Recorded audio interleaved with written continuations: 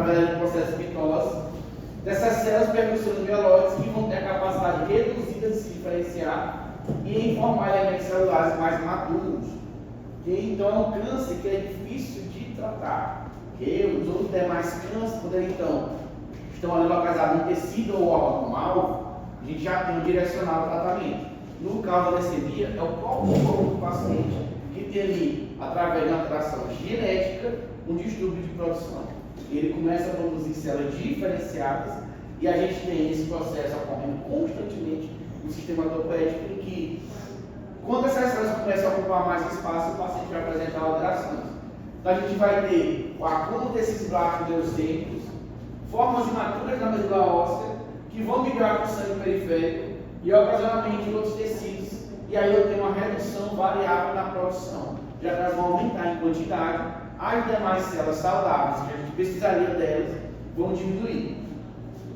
Os glóbulos vermelhos também normais, eles vão estar prejudicados no processo, plaquetas nos granulócitos maduros. O principal tipo de leucemia que acomete a adultos é a mieloide. A epidemiologia da leucemia mieloide aguda é a mais comum. Então, tendo isso em mente, adultos, 80% dos casos vai ser leucemia mieloide aguda e as crianças 15%. No Brasil, a gente tem uma incidência de mais ou menos 1,11 casos de leucemia para cada 100 mil habitantes. Então, a incidência é relativamente alta. Essa leucemia mieloide aguda, a gente vai ter outra classificação que ela pode evoluir para uma crônica, e a gente vai ter a leucemia linfoblástica. Em adultos, a idade média para o diagnóstico é aproximadamente 65 de idade. Então, ela tem predileção para idosos que vão estar envolvidos com alterações genéticas afetando o processo de transcrição e os receptores da tirosina quinase, da tiroquinase, que vão acabar culminando no início dessa diferenciação com essas células do sistema hematopoético alterado. Então, a incidência varia de 2 até 20 casos por 100 mil habitantes que tenham menos ou mais de 65 anos, respectivamente. Então, quanto mais jovem, menor incidência. Quanto mais idade tiver o paciente, principalmente se já for idoso, aumenta a porcentagem de casos por grupo de 100 mil habitantes que segue epidemiologia dos mortos e cada vez mais tem tido a tendência a aumentar nos últimos anos os casos de leucemia. Então, é o resultado de inúmeras alterações genéticas. E aí, por que teve essas alterações genéticas? A gente vai ter vários fatores. No finalzinho, a gente vai elencar os fatores de risco, okay? Para a gente entender quem é o paciente que provavelmente pode vir a manifestar. Mas como a gente está falando de câncer, não deixa de entrar aquele processo que a gente fala até que é como se fosse uma loteria. Tá? Às vezes a gente vai ter aquele paciente que tem todo o perfil desenvolvido, não desenvolve, e aquele paciente que não tem nenhum sinal de risco que vai acabar manifestando. Quando as mutações acabam afetando genes que vão modificar fatores de transição importantes para a hematopoiese, a gente então tem um descontrole do processo, gerando a leucemia mieloide aguda, e aí a causa dela não é conhecida. Fatores que vão ter predisposição a uma chance mais elevada da doença: exposição à radiação ionizante, exposição a derivados de benzeno, fatores ambientais, produtos químicos de tabaco, pacientes que fazem quimioterapia, anormalidades genéticas, pacientes que têm a trissomia do 21, anemia de Fanconi, síndrome de Bloom e mutações familiares. Então é importante a gente conhecer as alterações mais frequentes. A gente vai ter mutações no gene NPM1 e duplicações internas no tandem do FLT3 e duplicações parciais no tandem do gene MLL. Daqui a gente tem cortezinho de um artigo do estudo mostrando a frequência dessas mutações. Então aqui a gente tem as 3 mais comuns associadas à leucemia, e aí consegue fazer o rastreio, até porque na leucemia a gente tem que especificar muito. A boa parte desses pacientes às vezes vão ter que ir num tratamento mais direcionado, mais específico, e aí o tratamento, a última linha de tratamento que a gente tem no caso de paciente com leucemia seria a última linha de tratamento. O paciente com leucemia vai fazer aqui a última linha, transplante. E aí a gente tem até uma preocupação, porque eu não sei se é só aqui, mas eu acho que até no Brasil o número de doadores está baixo, o banco de doadores de medula está baixíssimo. Aqui eu sei que está, porque estava dando campanha, eu tenho certeza. Tá? A gente tem poucas pessoas cadastradas. E aí, ainda assim que se cadastram, a gente tem ali uma diminuição de 30% a 40% que tem pessoas que não podem doar por alguma alteração, algum fator que às vezes é detectado quando você faz o cadastro. E aí é um exame simples, né? Então, mas é uma coisa muito dolorosa, às vezes, para muita gente ter que fazer com pessoas que ela não conhece, né? Sim. Aí as pessoas tendem a... E aí tem afinidade diferente do que a novela mostrou.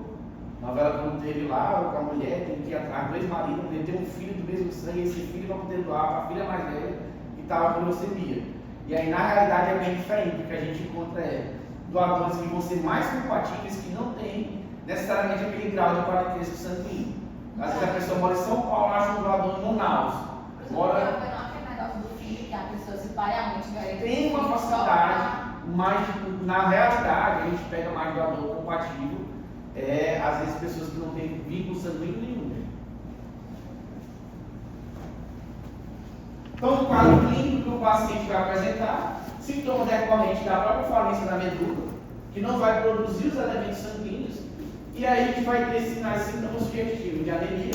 Então, o paciente vem, sempre que lembrar de anemia, falta de ar, espinéia, quando ele faz esforço, vai ficar pálido, sangramento ou hematomas em excesso. Ele pode apresentar leucopenia, então a gente vai ter predisposições a infecções devido à queda da quantidade de células de defesa, quadro de febre, tanto pela própria leucemia ou em decorrência de quadro infeccioso, infecção oportunista. Então, além do problema do CA instalado, a gente vai ter infecções oportunistas que vão acabar acometendo o paciente por ele ter a imunidade deficiente.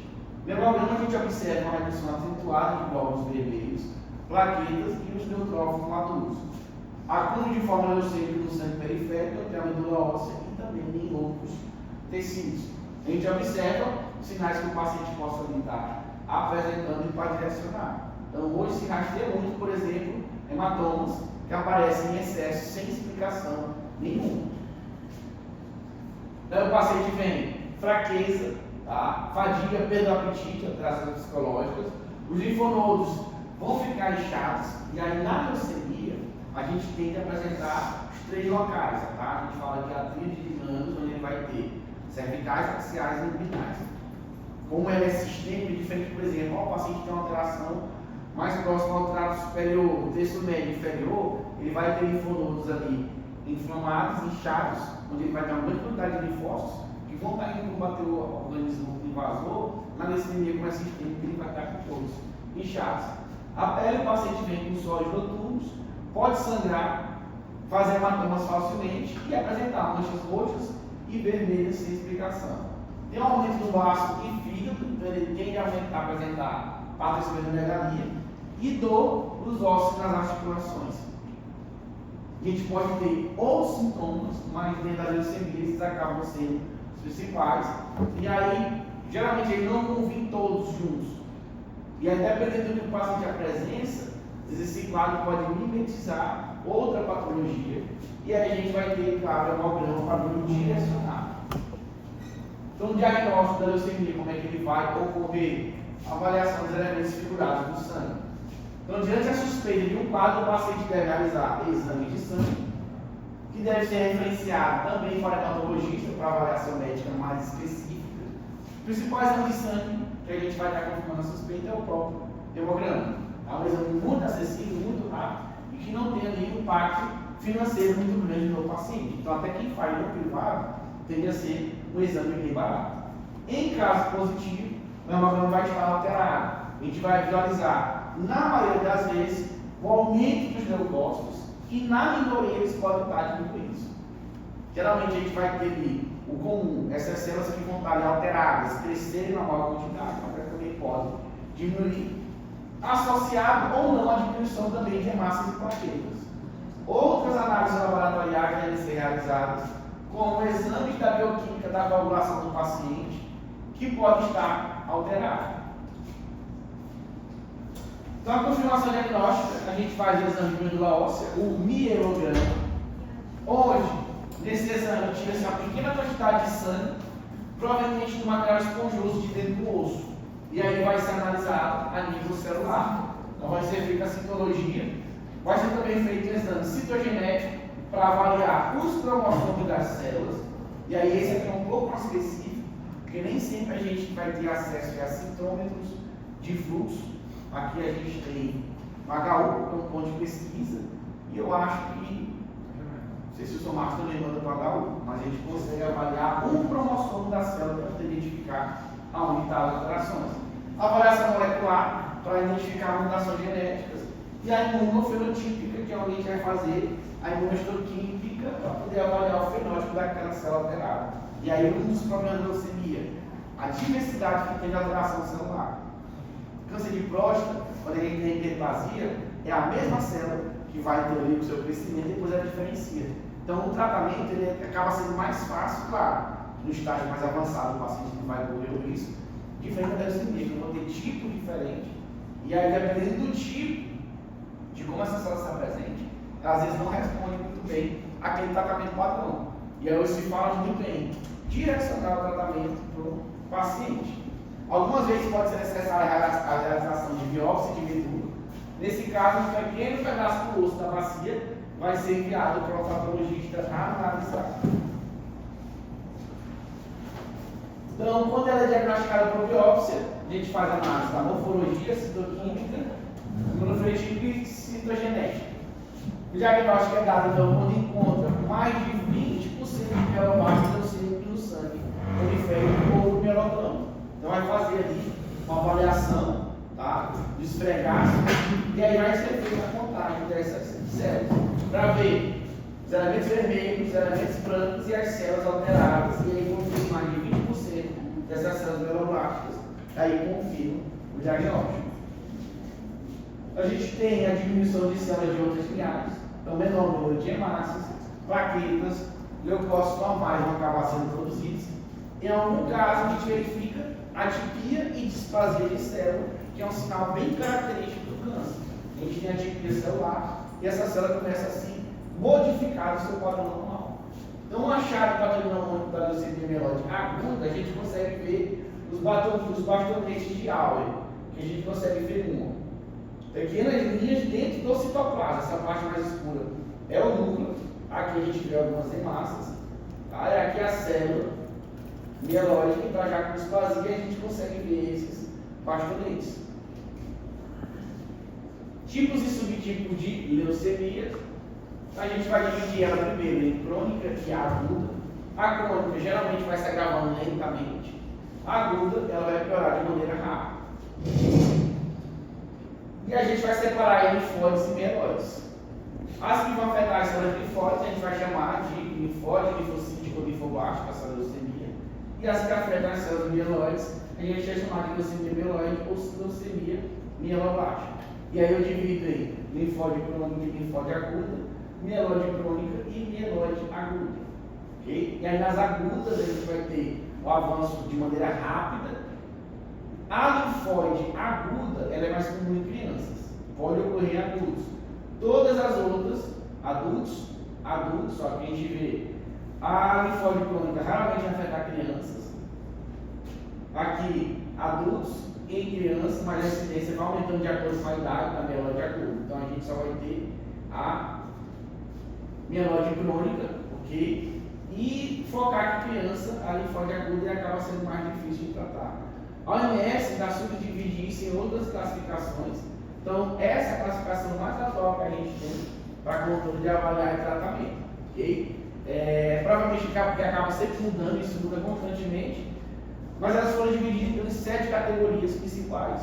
Essas 7 categorias acabam se subdividindo, dependendo de mais avaliações específicas, quem pode ou não mudar o tratamento alvo. A gente só tem que ter em mente que essas 7 vão ser as mais presentes e a gente vai avaliar ter um controle melhor dos pacientes.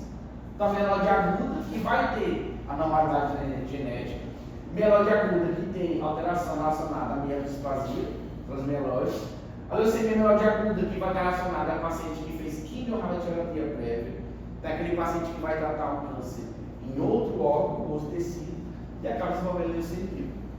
Leucemia mieloide aguda não especificada, então, se não for genética, não teve alteração mielodisplásica, o paciente não fez quimio, eu vejo para não especificar. Tem um sarcoma mieloide ou sarcoma granulocítico, proliferação de mieloide relacionada à síndrome de Down, paciente que tem a trissomia do 20 tende a apresentar essa facilidade de desenvolver alterações leucêmicas, principalmente depois dos 40, e leucemias agudas e diferenciadas ou biferotípicas, onde a gente vai ter mais de um tipo de célula ali disputando espaço com as células saudáveis, e a gente vai ter que ela não vai estar bem diferenciada, ela vai estar mais indiferenciada. São esses 7 tipos que a gente tem atualmente para classificar. E aí o tratamento das leucemias tem o objetivo, a busca, destruir essas células leucêmicas para que a medula óssea volte a produzir células normais. Então, nas agudas, o tratamento vai envolver quimioterapia, e aí a gente tem combinação de quimioterápicos, não entra só com um, por isso que ele é bem agressivo. Controle das complicações infecciosas que vão acabar dando presente o paciente com baixa imunidade, fica se ele tiver infecção. Controle de complicações hemorrágicas, tá? Esse paciente vai ter ali sangramentos, picos hemorrágicos, às vezes um pico sanguíneo sai até pelo capilar, ali da região de Pinheiros. Prevenção e combate da doença no sistema nervoso central, cérebro e medula espinhal. Para alguns casos vai ser indicado então um transplante de medula óssea, em que os fármacos já não vão mais ter uma resposta aceitável, não vão conseguir combater, aí a única alternativa é tentar resetar, fazer um reset ali na medula do paciente, aí quando ele transplanta uma nova, ele vai produzir uma outra linhagem de células saudáveis. A medula nova vai funcionar como um gabarito. O quê? Gabarito. Para ele? Para o paciente. A medula nova, implantada nele, vai funcionar como um gabarito. Vai. Ou copiar. Ele vai copiar, só que ele vai produzir, e aí aonde ele tinha a parte genética que estava produzindo células alteradas, ele vai ter agora uma célula nova. Não que, professor, então o paciente ele não tem mais a possibilidade de desenvolver de uma leucemia, a gente não pode descartar, mas muito dificilmente ele vai acabar desenvolvendo. Então, assim, o que ele tinha antes é como se tivesse desligado, tanto que tem um momento que ele fica ali zero imunidade, depois ele vai começar a produzir e maturar essas células novas. E aí os quimioterápicos visam destruir os restantes de células alteradas que estavam lá no sistema do paciente, até ele conseguir renovar por completo. Então o tratamento vai ser feito por etapas. A primeira etapa, a gente tem que buscar a remissão completa, ou seja, o estado de anormalidade após a poliquimioterapia. Então precisa ser completa.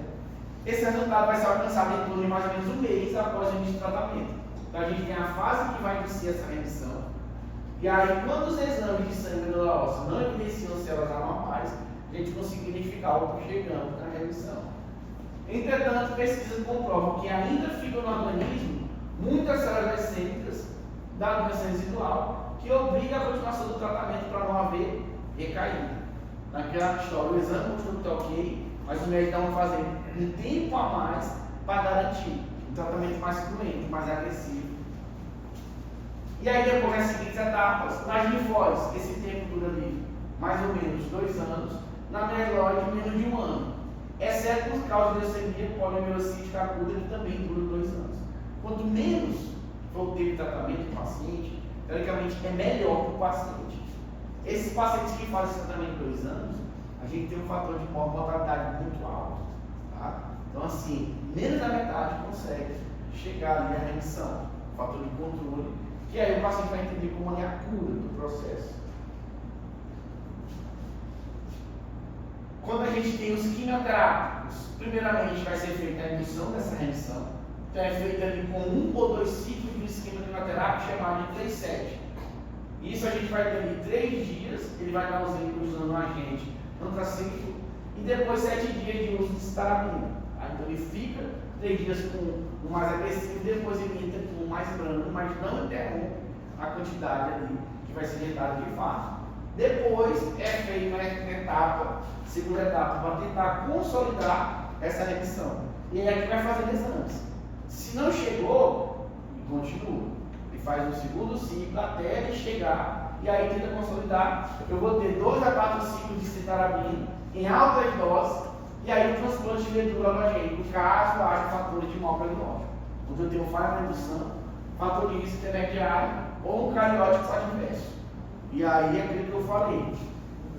Às vezes pensa assim, o irmão de sangue pode ser um doador. Não necessariamente. É claro que uma pessoa que consanguínea, matematicamente ele vai ter a maior possibilidade genética de ser um doador compatível. Então fala aquele, por exemplo, filho de primeiro grau. Tem parentesco consanguíneo, filho de mesmo pai e mesma mãe. Mas o que a gente observa é, como ela tem um fenótipo muito diversificado, não é tão comum a gente encontrar doadores ali em outros estados que não tem nenhum vínculo de parentesco que vão ter uma porcentagem, uma probabilidade de ser compatível maior. Então, avaliar tem percentagem. Nenhum cirurgião vai fazer o transplante se não tiver mais de 90% de compatibilidade. Eles querem 92, 94, 96. Eles entendem que o 100% é quase impossível. Mas quanto menos, não vou dizer que não é feito. Às vezes o paciente está numa situação em que ou ele transplanta, ou ele vai evoluir a óbito, aí fazer a tentativa com a porcentagem menor, mas aí o índice de o corpo rejeitar, ou ele não entender aquele novo recomeço de produção dessas células é muito alto. Então a gente vai ter um tratamento bem complexo, então a gente tem anemia, infecção, sangramento, que vão ser quase universais durante toda a terapia em que o paciente está induzindo a remissão. Fatores de mau prognóstico vão incluir idade avançada, pacientes que têm mais de 60 anos, que têm que responder, não estão bem, baixa contagem de leucócito no diagnóstico. Quando a doença evolui, a gente vai ter uma síndrome de mielodispásica pré-existente, e aí se o paciente já fez uso de terapia citotóxica anteriormente, já fez químio prévia, ele também tem mais risco para ter um prognóstico mais debilitado. Alteração cariotípica é um sinal de mau prognóstico também, independentemente da existência de outra comorbidade.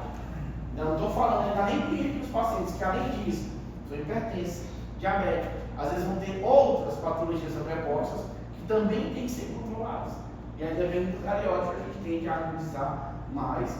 E aí, o câncer ele tem essa dificuldade, porque a gente planeja, a gente trata, mas nem sempre responde da maneira mais adequada, da maneira que é esperar. Quantos os pacientes não entram no início do ciclo e aí interrompem?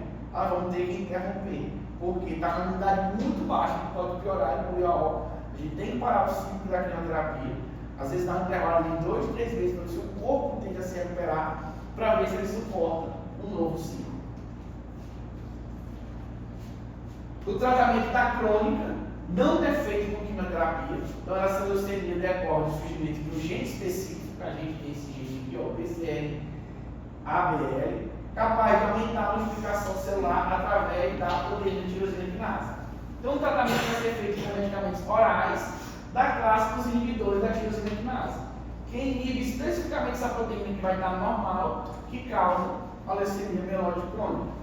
Então, um tratamento considerado alvo específico, o paciente vai estar tomando ali de maneira de via oral, e é um medicamento de anemia, não dá anemia, a multiplicação de células cancerógenas, mas ele não dá células normais do organismo. E aí é um tratamento que é o que a gente busca o mais ideal. Lembra que eu falei, mapeamento genético, para quê? Para a gente conseguir fazer isso.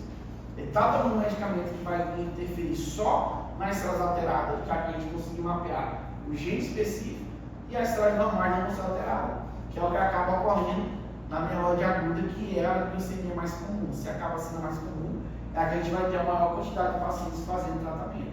Aí entra com químio, aí ele vai deixar o paciente com o corpo todo debilitado.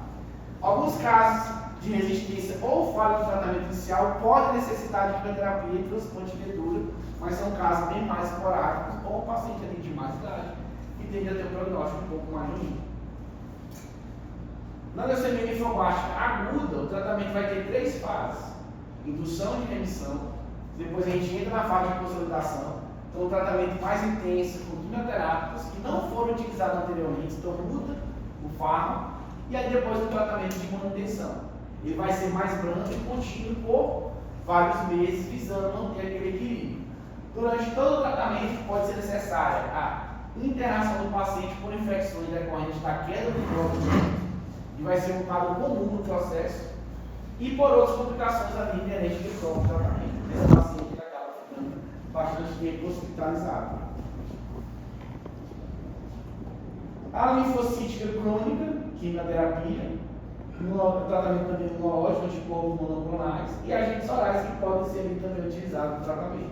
A escolha vai depender dos aspectos clínicos do paciente, idade, presença de outra doença e a capacidade que ele vai ter em tolerar a quimioterapia e a própria doença. Só a título de informação, aqui no nosso país é comum separar ali um mês para campanha em algumas áreas. No caso da leucemia é fevereiro.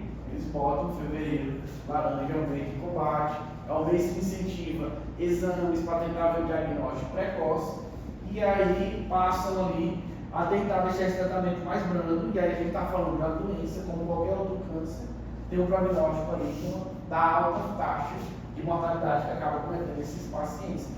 Então, é natural de qualquer sistema de saúde, não só aqui no Brasil, no mundo. Se eu tenho uma doença, tem uma taxa de óbito muito alta, a gente vai focar prevenção e tratamento dela, que é o que é feito, por exemplo, no Outubro Rosa e no próprio novembro, que a gente já vai estar entrando aí no Novembro Azul. Então, as estatísticas, as estimativas de 2022, dados do INCA, o INCA sempre faz muito isso, pega a epidemiologia, projeta o próximo triênio de novos casos. Mais de 10 mil, sendo uma maior quantidade em homens, e ali, uma quantidade também relativamente alta em mulheres. Número de mortes, mais de 6 mil, sendo mais de 3.500 em homens e mais ou menos 3 mil em mulheres. E a gente tem altas, aliás, altas de mortalidade do câncer, na rede SIM, onde a gente consegue ver a quantidade de óbitos que já tivemos para projetar do próximo triênio. Então, o INCA acaba norteando e aí direciona as linhas de tratamento, tecendo para essas pessoas serem assistidas. E aí, no nosso país, a gente acaba não conseguindo ter uma descentralização. Boa parte desses pacientes acaba só conseguindo tratamento nas capitais. Quando a capital ainda vai ter aquele aporte adequado. E aí, cada estado vai organizar a casa de apoio, às vezes é um paciente que não tem familiar, que não tem condição financeira de seguir com esse tratamento. Então, eles incentivam muito para que a pessoa continue no tratamento, seguindo para a gente tentar reverter um pouco esses números, e aí serve também como maneira de planejamento e controle. Fator de risco associado ao tipo de leucemia. Então é importante a gente entender os fatores de risco, que aí no processo diagnóstico, caso o paciente apresente a exposição a algum desses fatores, a gente já pode levantar essa hipótese ali quando chega num caso um pouco mais complexo de diagnóstico. Então, o tabagismo, leucemia mieloide aguda, okay? Que é a mais comum, a mais agressiva e a mais rápida. 30% dos casos não são em homens, e a gente tem ali tabaco associado. Benzeno, que é encontrado em gasolina, muito usado na indústria clínica, leucemia mieloide aguda e crônica e leucemia linfóide aguda. No posto, tem um monte de plaquinha lá, posto de gasolina. Proibido, alteração. Quantos e quantos dentistas vocês veem trabalhando de máscara de proteção? Difícil de gente encontrar. Porque lá fora a gente encontra um ou outro, às vezes um dia ele está lá, mas a grande maioria deles fica ali. E aí, por exemplo, ele tem um ser característico. Tem gente que na hora que chega, que sente esse cheiro de gasolina. E aí tem pacientes que acabam gostando do cheiro. Ok? Então tem, ó, os avisos, tá? Contém benzeno, substância cancerígena. Entra na leucemia, mas também tem outros tipos de câncer. Diz que a saúde tem lei preconizando em portaria. Todo posto a gente encontra isso. Mas o cuidado, às vezes a pessoa ali tem uma cultura, não sei se está como é que está hoje, mas por exemplo, meu avô, quando ia abastecer o carro, todo mundo tinha que sair do carro. Sai do carro, todo mundo precisa abastecer. Não entendo por quê. Não, porque isso aqui é da gasolina, vocês têm que pensar que é comportar mais. E aí saía de carro, todo mundo em pé no posto. Então você tem que aplicar, vai lá e baixar os vidros. Aí tinha que baixar vidro. Hoje não, hoje você pode abastecer com o carro ligado. Você não precisa nem desligar o carro mais. Você dentro do seu carro, com o vidro levantado, para evitar a exposição. É claro que uma exposição esporádica, a gente que para para abastecer o carro uma vez por semana, a possibilidade é mínima, ou quase nula. Mas agora quem está ali todo dia trabalhando, e aí eles são orientados. Orientados eles por relação, por exemplo, aos EPIs. Mas a gente tem essa falha no nosso país. As pessoas tendem a não querer somatizar os EPIs, a não ser que eles tenham tido uma situação de falha que acaba necessitando disso. Okay? Então, às vezes, no nosso ambiente clínico, as máscaras de proteção, às vezes a gente vai ver assim, usa a máscara e depois baixa a máscara e fica dando aqui no queijo. Para assim para baixo. No hospital a gente tem muito isso. Aí eu vou chegar perto do paciente que está bem aqui nessa bolsa, eu vou de máscara. Fiz aqui, eu avaliei. Eu saí de perto do paciente, eu já baixei minha máscara. O paciente tem que ir, vou ali. Às vezes na enfermaria, ou na UTI, a gente acaba não ficando ali por completo. Radiação ionizante, ionizante, então raio-x e raios gamas, que a gente vai ter isso provavelmente de tratamentos de radioterapia. Apesar que a rádio tem sua vantagem de ser mais focalizada. A gente direciona a área que vai receber, mas aí dependendo da idade, quanto mais idoso, dependendo da dose também que for exposto, o paciente pode vir desenvolver leucemia mieloide aguda e crônica, ou a linfóide aguda. Okay? Só para vocês terem uma ideia, minha avó teve câncer de mama, pela idade, já vai fazer 90 anos, teve câncer de mama, teve que fazer mastectomia, ele tirou. E aí depois o médico falou assim, ó, já tinha área de radiações. Então, para prevenir, além de ter feito a cirurgia, vamos fazer radioterapia. Foi preciso para ela 27 sessões. Apesar de ser um tempo ali que ela ficava lá de minutos, 50, recebendo mais 27 sessões, eram muitas. E aí, a partir da quinta sessão, exame de sangue. Na 10ª, exame de sangue de novo. Para quê? Para rastrear, ver como é que estava os elementos figurados, ver se já estava tendo ali alguma alteração pelo caso do excesso. Então depende muito da dose e quantidade que o paciente vai receber. Quimioterapia, então alguns medicamentos usados para tratamento de câncer e doença autoimune vão desenvolver leucemia mieloide aguda e leucemia linfóide aguda. Pelo fato de receber aquele fármaco, o processo de alteração da leucemia vai ser mais rápido. Então a gente não tem as crônicas aqui associadas ao tratamento da quimio. E aí a gente vê isso bem comum. Esse paciente que tem câncer mais agressivo, câncer de pulmão, já estágio 3, 4, que fica muito tempo tomando fármaco, ele acaba desenvolvendo ali leucemia. Geralmente a gente acaba encontrando no final da curva. Curva que eu falo ali é aquele paciente que já não tem mais a possibilidade de entrar em remissão, a gente vai fazer só o paliativo, até esperar ele evoluir para o óbito. É muito comum a gente encontrar leucemia desses pacientes já terminais. Formaldeído. Então, quando o paciente tem exposição ocupacional em indústrias, química, têxtil, entre outros, a área da biomédica de saúde, hospitais, laboratórios, eles vão estar presentes antissépticos, desinfetantes, fixadores biológicos e solventes, além do uso não autorizado por Anvisa dessa substância em alguns salões de beleza, no procedimento de alisamento capilar. Ainda bem que isso aqui diminuiu bastante, mas quando eu era adolescente, Ave Maria, ninguém andava com a cachaça, né, brasileiro. Todo aqui é de químicos fortes. E aí, isso aqui também é viciante. Eu não sei como é que está hoje, mas também quando eu era adolescente, nas praças a gente notava muito. Morador de rua, cheirando solvente, cheirado pó de sapateiro, tá? Pelo cheiro forte. E aí hoje a gente vê basicamente na indústria têxtil, tá? A presença deles. E aí, ó, na imagem aqui a pessoa está fazendo isolamento, ó, e a mulher está até com a máscara. Beleza, ela está ali com a PFF2, com o filtro. É comum isso no salão de beleza? Ela usar esse tipo de máscara? Não. Vai comigo, vai lá. Produção de borracha, qualquer leucemia, tá? Então o paciente, o trabalhador, na verdade, ele tem que usar pelo menos uma PFF2 ou N95 ou similar, de uso contínuo. E as partículas, micropartículas de borracha, elas acabam entrando na circulação e instigando essas células a se diferenciarem. Tá? Hoje, para vocês terem ideia, até a água está sendo estudada hoje. Por quê? Nossa água vem do mar, que acaba também no afluente, nem todas elas vão brotar, vão nascente, acabam virando de rios, córregos. Resumindo a história, hoje a gente fala muito, como estuda muito molécula, são as micromoléculas de borracha que a gente tem abundância na água. E aí tem se confirmado em alguns estudos que essas micropartículas de borracha que a gente vai ter em qualquer água, elas são invisíveis, são imperceptíveis, estou falando a nível de molécula, a gente acaba inserindo elas ali diariamente, a gente precisa de água para sobreviver. E aí depois aí desses, mais ou menos nesse intervalo de 2.000 anos, a gente conseguiu poluir bem, claro, fala a gente, o ser humano, para empenhar nossas fontes de água. E aí a borracha não é degradável. Então vocês viram ali, uma garrafa PET que não sei quantos anos para ser degradada. E aí o nosso maior depositório de borrachas e outros tipos de lixo é o próprio oceano. Síndrome de Down e outras doenças de caráter hereditário, você desenvolve leucemia mieloide aguda.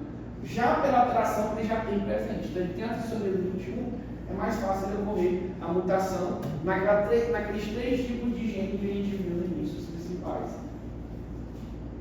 Síndrome mielodisplásicas e outras desordens sanguíneas podem culminar com leucemia mieloide aguda, o paciente que já tem facilidade de ter essas alterações. História familiar. Então, leucemia mieloide aguda, linfóide crônica. Um avô meu teve, um tio teve. E a idade. Quanto maior a idade, maior o risco de desenvolver leucemia, exceto a linfóide aguda. Essa vai ser mais comum em crianças. Todas as outras formas vão ser mais comuns em idosos.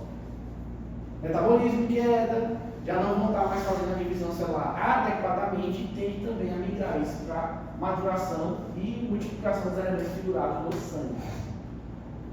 Exposição a agrotóxicos, solvente, diesel, poeira, infecção pelos vírus de hepatite B e C pode também culminar com leucemias. E a detecção precoce é o ideal, é uma estratégia que a gente tem para encontrar o tumor ou câncer na fase inicial, que vai possibilitar uma chance do tratamento. Então a gente pode fazer investigação, exame clínico, laboratorial, diagnóstico. O exame de hemograma, ele teoricamente ele é para ser muito feito. Então assim, se avalia que em média uma pessoa faça ali pelo menos uma vez ao ano o hemograma.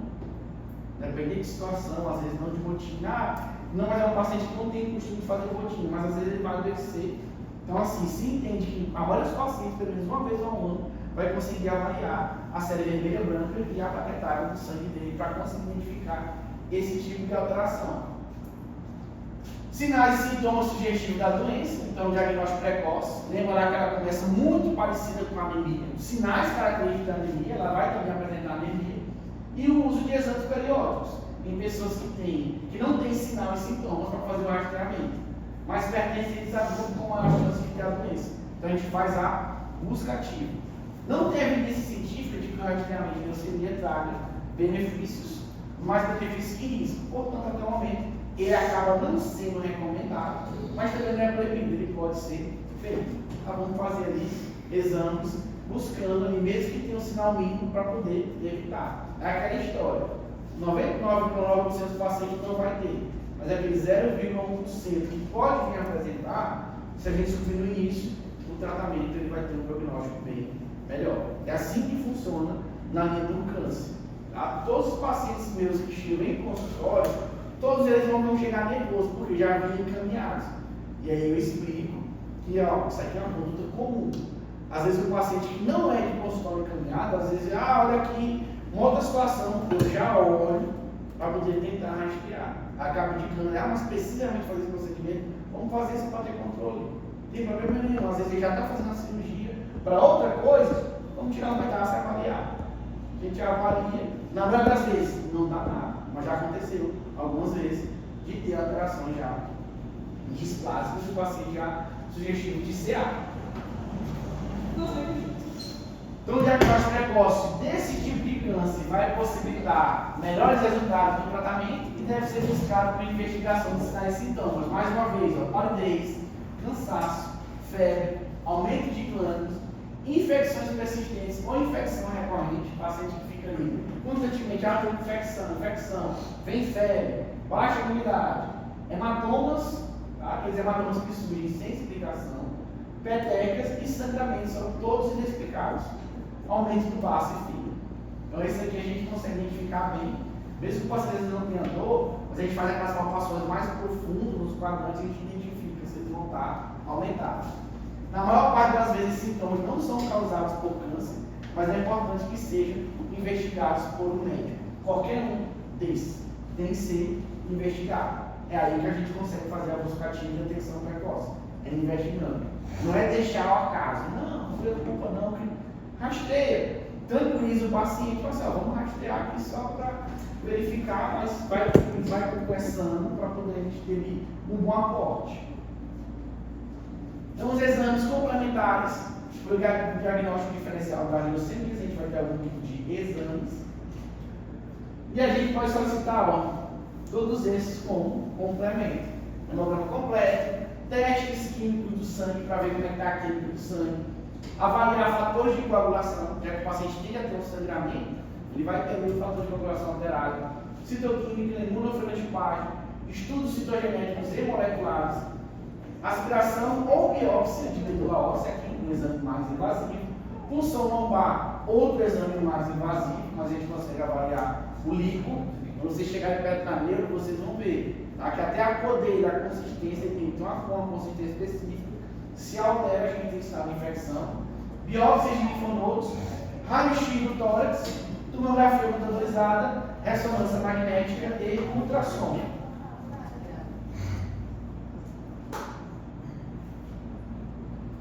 Então percebam, alguns exames mais comuns, outros nem tanto, e a gente consegue rastrear essas alterações leucêmicas. Tranquilo, pessoal? Tranquilo. Deu para variar a leucemia? Nortear um pouco? Professor, o HIV e o HTLG, eles ficam dentro do linfócito, né? Sim. Fase 4. Será que algum lugar alguém usa esses tratamentos de leucemia para curar HIV e HTLG? Me reserva o sistema, né? Você tira o linfócito ruim e toma uma nova molécula. Será que dá certo? Será que alguém está feito? Não conheço, mas assim, pela praticidade, pode até ser tentado. Faz sentido. Faz sentido. Pode haver tentado Mas no é local. bem complexo. O HTLV, inclusive, a evolução dele é na leucemia. Então, para pegar ele também, o paciente depende da imunidade. Quando cai, quando debilita, ele também pode evoluir para a leucemia. Ele vem já de infecção oportunista e tudo, mas faz sentido, já que a gente consegue resetar.